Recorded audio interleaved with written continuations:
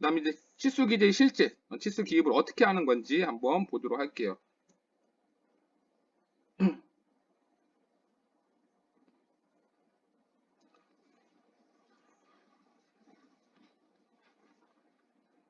치수 기입하는 방법이에요. 여기 왼쪽에 있는 도형을 보면서 한번 볼게요. 치수를 기입하려면은 아까 얘기했듯이 치수 보조선을 이렇게 외형선에서 어디부터 어디까지인지 기준을 이제 해줘야 돼요. 이런 거 외형선에서 연장해서 그리는 선 있지? 요거를 치수 보조선이라고 합니다. 치수선을 그리기 위해서 외형선에서 연장해서 그리는 선, 치수 보조선. 요걸 먼저 그리고 그 다음에 이제 치수선을 그리게 됩니다. 요게 이제 치수선이에요. 치수를 나타내기 위해서 물체의 외형선에서 나란하게 평행하게 그린 선 이런 거를 치수선이라고 이야기를 합니다. 치수선.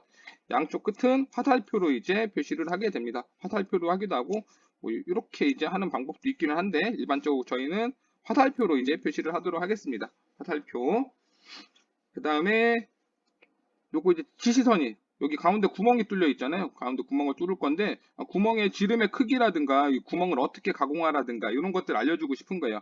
지시를 내리고 싶은 거예요. 그럴 때는 이렇게 하고 화살표를 하고 여기 위에다가 지시할 내용을 쓰면 됩니다. 예를 들면 파이 10 무슨 뜻이냐? 지름이 10mm로 가공을 해라 이런 뜻이고요.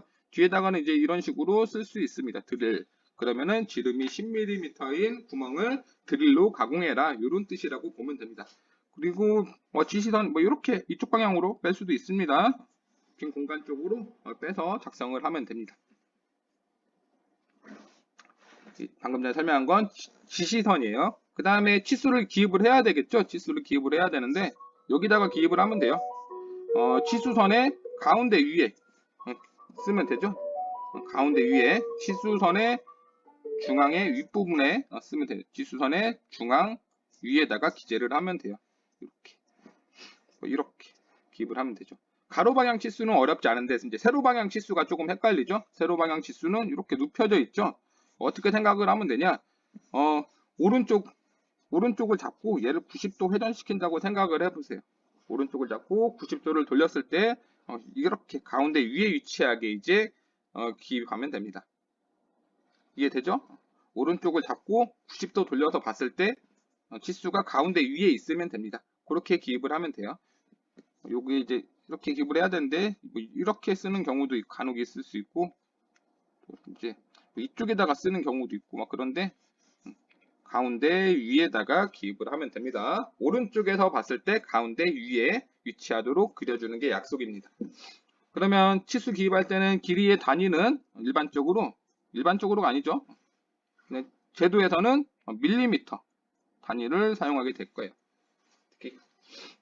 그래서 이제 여기 뒤에 보면 45라고 써 있죠? 요거는 45mm라는 얘기예요. 우리가 센티미터가 익숙한데 제도에서는 밀리미터 단위로 기입을 한다. 이렇게 이제 알고 있으면 될 것 같고요. 뒤에 단위 기호 밀리미터는 안 쓰죠. 뒤에다가 그래서 생략합니다. 왜냐하면 도면은 간략하게 그리는 게 목적이 있기 때문에 그렇습니다. 도면을 읽는 사람이 계산하지 않고 알 수 있도록 모든 치수를 알 수 있도록 표시해 주는 게 좋고요. 그 다음에 같은 치수를 두 번 기입할 필요가 없겠죠. 중복해서 기입하지 않습니다.